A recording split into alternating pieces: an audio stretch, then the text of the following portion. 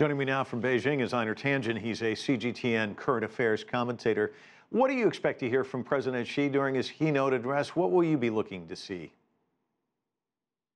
Mike, really, it's about the details. I think Xi will be outlining a very positive message for how he sees the world going forward with or without these types of trade tariffs.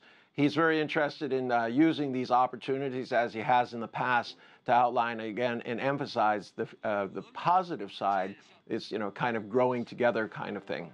This is really a platform for him and a chance to show it's business as usual in China.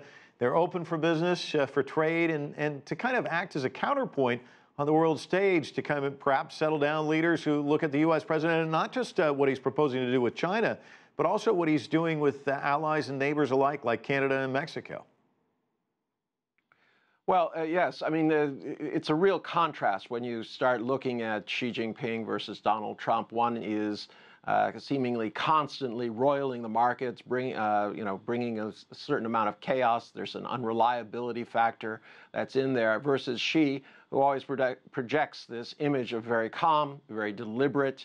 Everything is in its time and in its place, and he's shown a great ability to execute. So it's a real contrast. I think leaders around the world and at the Boao Forum will be looking at this, trying to get some hints of how China could be a larger player in their future. Talk to me about the broader issues from a trade spat between the United States and China, because I think it's already coming out at the Boao Forum. You even heard from the former New Zealand Prime Minister Jenny Shipley. She's warning that this could have a detrimental effect on the global economy, impact much of Asia in terms of a slowdown. There's a ripple effect to all of this there. Yeah, there is. I mean, in diplomacy and business, it's the same thing. It's about reliability. Can I predict what's going to happen? Are you going to follow through on what you're doing? Are you saying and doing the same things? And in Trump's case, it's very, very difficult to see that. So as I said, they'll be looking at Xi to kind of calm the markets, because if there is a trade war, China is not going to sit there and just wait for things to happen. They've outlined an ambitious program.